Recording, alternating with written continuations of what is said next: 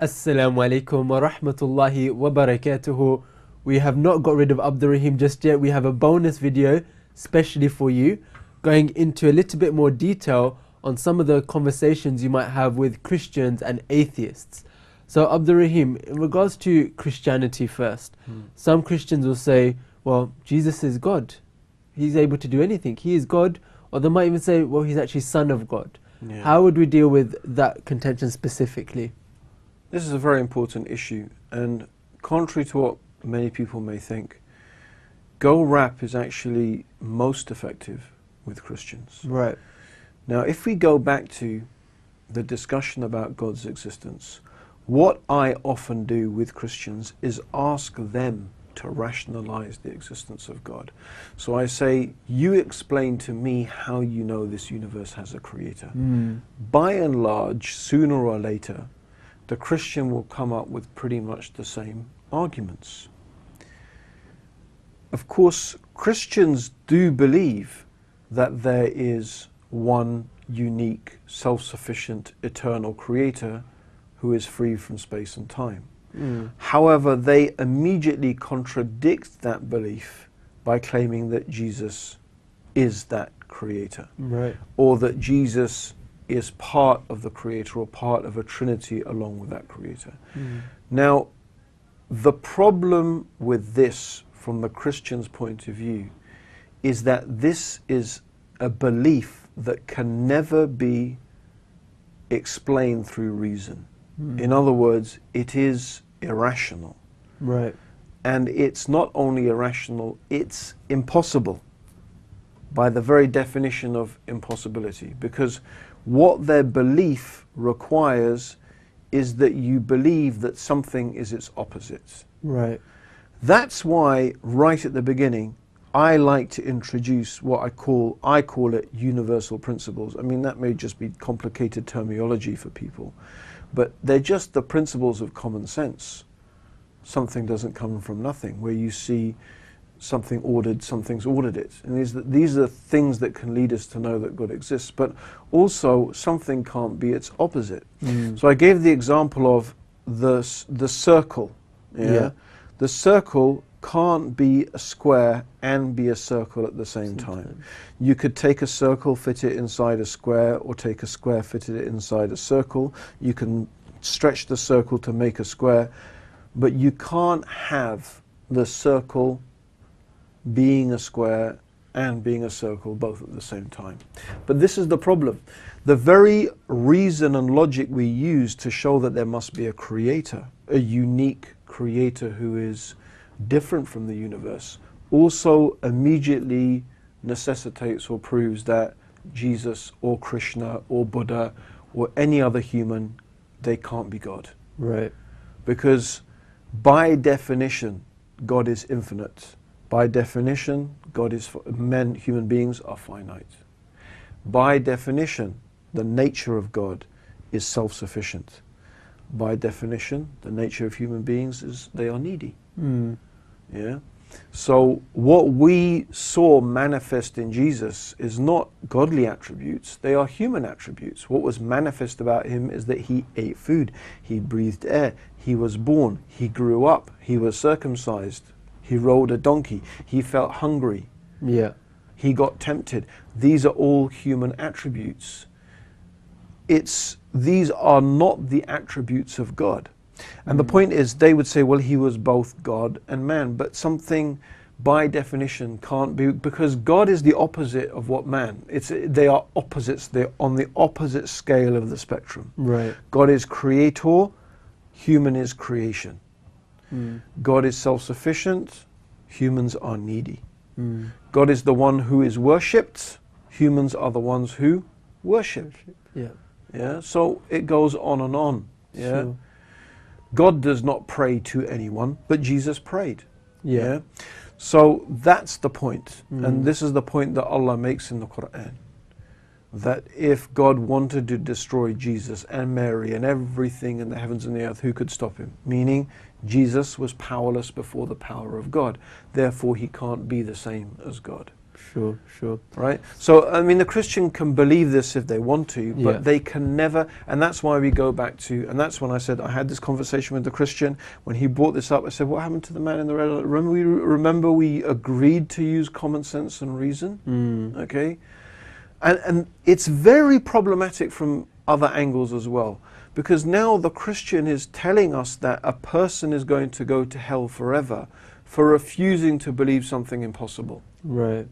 How can we describe God as being just?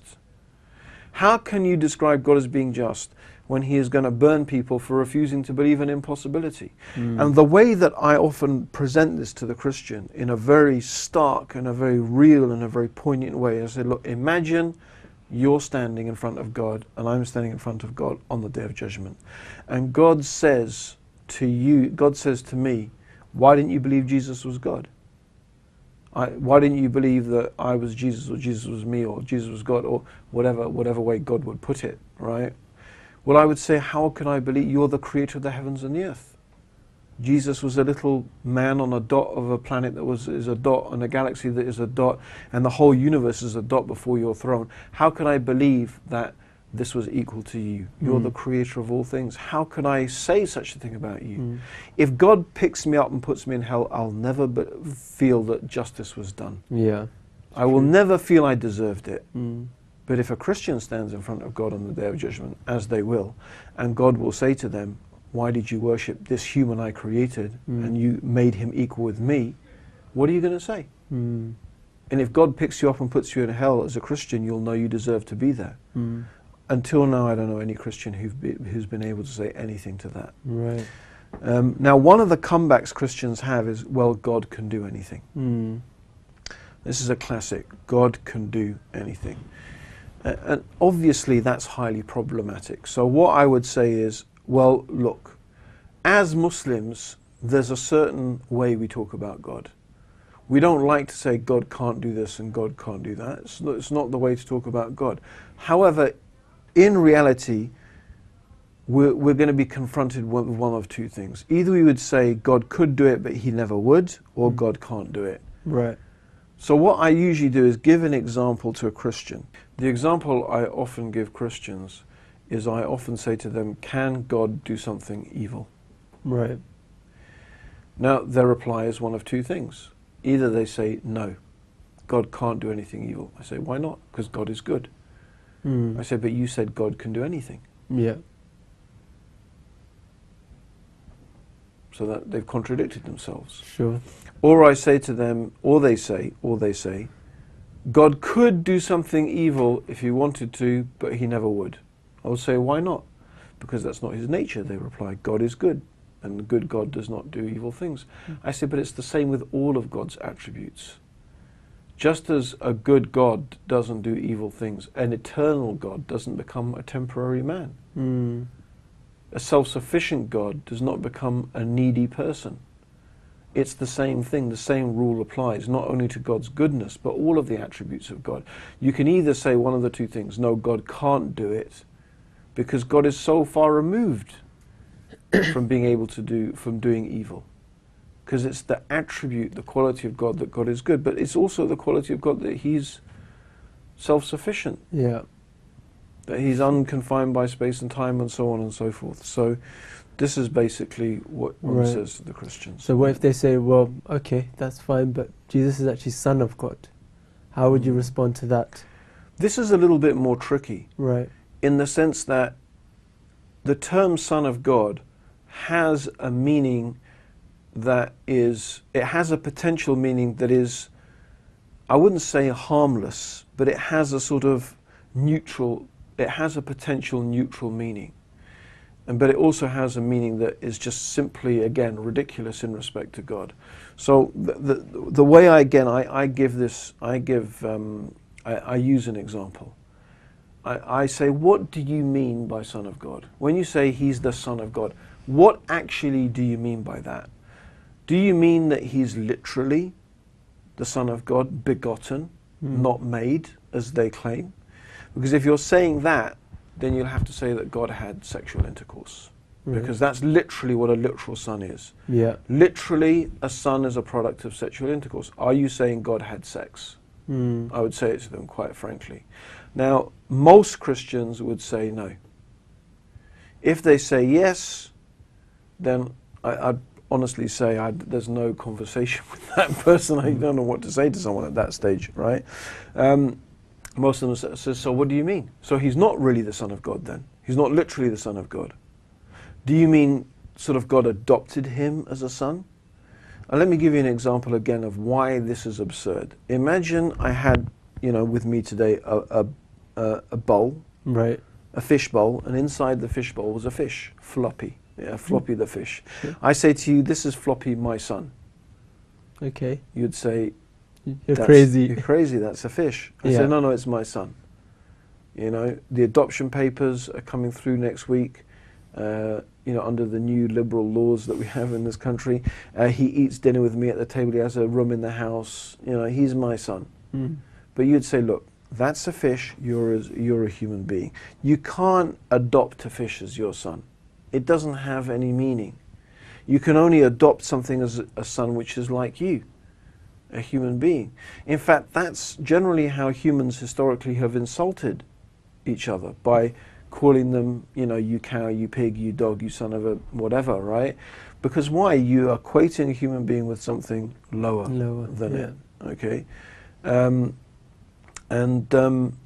so the point being here is that this is even more insulting to God. To say that God has a human being as a son is insulting. Because God is not like, we do share a lot of characteristics with animals. In other words, we're all temporary, we're all needy, we're all finite, we're all born, we all die.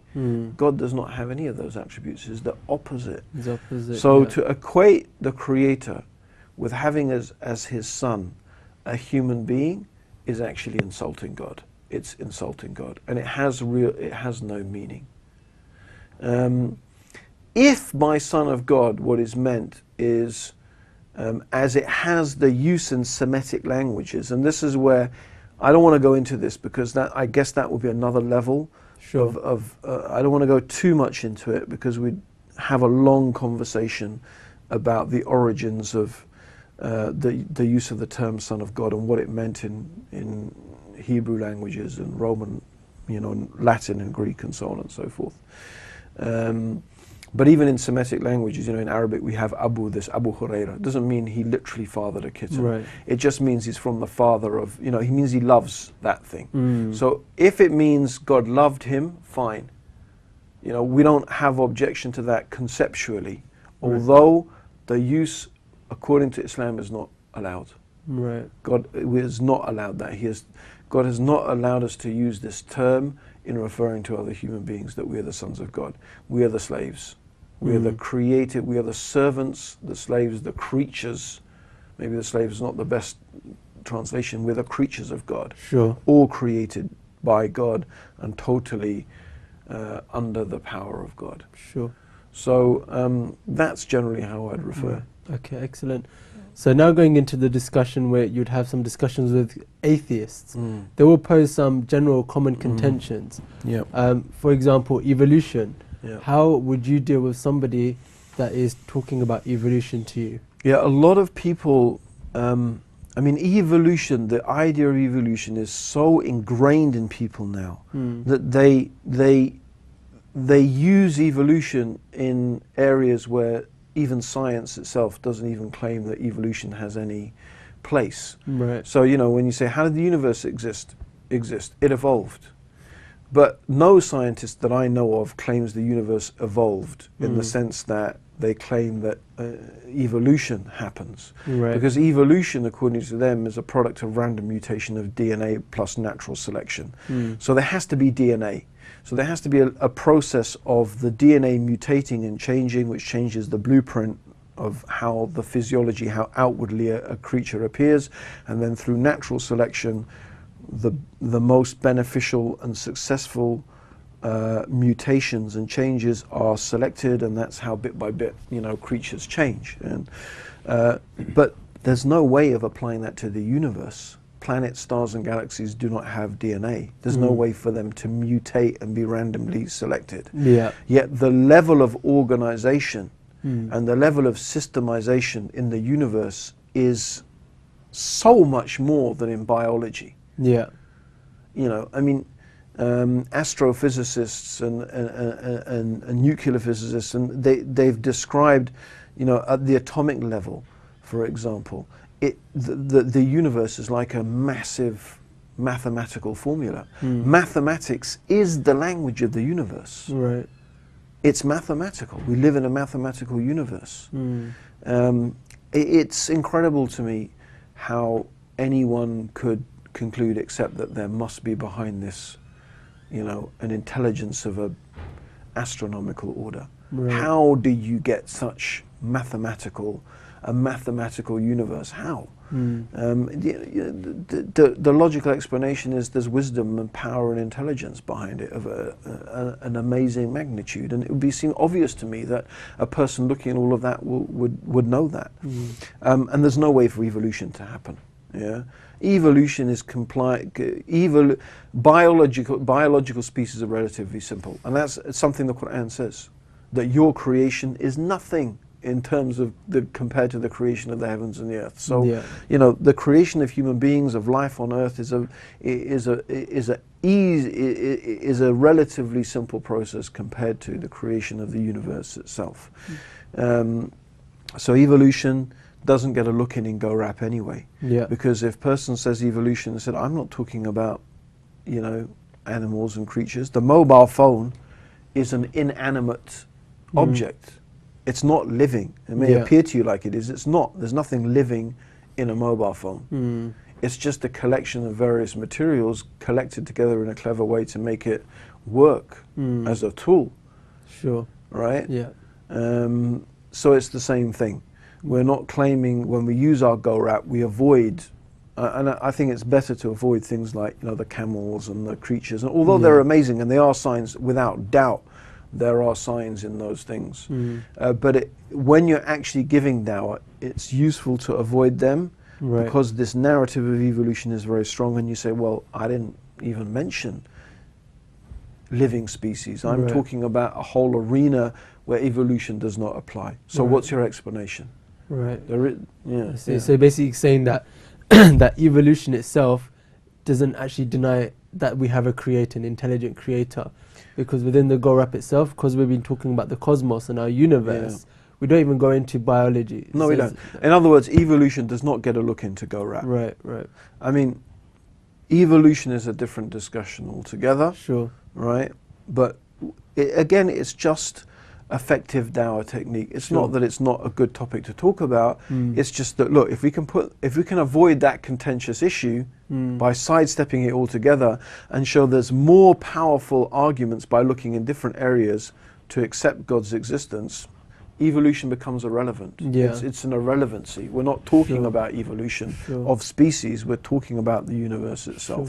So the examples we give is the alternation of the night and the day, the different gases in the atmosphere, you know, the ozone layer, the composition of water, the distance of the earth from the sun. There's no evolution in that.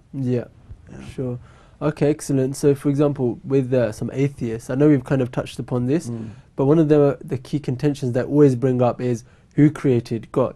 So can you elaborate a little bit more on that contention? And you know what, a lot of people have this objection in their mind. Now, as you said, we did cover that, because if we go back to GoRap, when we talked about God's existence, we went from understanding that the universe needs some sort of creator, some sort of intelligence and power behind it. We said that the nature of the creator must be different from the creation. Right. Because if the nature of the creator was not different, you'd just have more creation. Now, someone would say, that's fine. Then this creator must have a creator. Right? But then the same question comes. If the nature, we could say, yeah, fine, that's fine as an argument. But then, do you agree that the nature of this creator is different from the creation? If they say no, because we're still going to have to end up, you'll see, we'll still have to end up with one unique, self-sufficient, eternal being. Sure. Even if you have a thing, you're going to have to get there. We're going to explain why. Yeah. We would say to them, okay, did this creator have a creator then? Is it different? Is the nature of this creator different or the same? If they say it's the same, right, then you can ask that question, well, who created that creator? And you can soon imagine you go on, who created the creator, who created the creator, who created the creator, who created the creator, and it goes on and on and on and on, ad infinitum, as they say, forever. Yeah. Now, there is a very simple logical reason why that can't happen. Right. And I want to give you an example. This is very powerful if you can master this. Imagine there is a sniper, and this sniper has the target in sight. And you say radio's back to base. Yeah. You know, HQ, target such and such in sight. Now, base says we have to ask higher up. Yeah. And higher up says we have to ask higher up. And higher up says I have to ask higher up. And in other words, higher up keeps going higher up. Yeah. Now, if that keeps going on and on and on and on, will the sniper ever pull the trigger? Never. He'll know, he'll just be waiting for the command forever and ever and ever. So there has to be a place where the command stops. Stop, yeah. There has to be someone who issues the command. There has to be. It can't go on forever and ever because the trigger will never be pulled. Now, if we go back to the creation, it's the same thing. Just as the sniper will never pull the trigger, if you have a creator creating a creator creating a creator, the finite universe will never be created. Just it's the same as the trigger will not be pulled, the creation, the universe would not be created. Right. But the universe is here, it exists.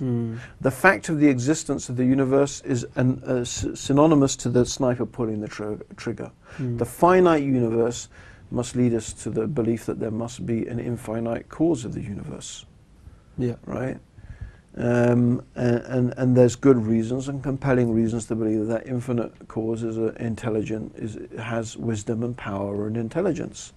So again, it leads us to that conclusion that the nature of the creator must be different from the creation, because an infinite regression of creators creating creators creating creators, it doesn't have existence in reality. It doesn't lead to anything being created, which is also a potential refutation of various other things that, you know, atheists come up with in terms of infinite universes and so on and so forth, because infinity doesn't have existence in reality. Sure. It may exist in mathematics, but in the real world, infinity of caused things cannot be. Sure. An infinite uncaused being, yes, but not an infinity within of creation caused things. itself. Yeah. Okay, that makes sense. Abdurraheem, it's been a pleasure to sit with you, and mashallah, take all this knowledge on board, and hopefully inshallah we can take all this knowledge, practice it, rewatch the whole series, and actually go out and apply all the knowledge we learned, inshallah. And remember, we don't just learn dawah, we have to live the dawah. So jazakallah khair for watching as always. Assalamu alaikum wa rahmatullahi wa barakatuhu.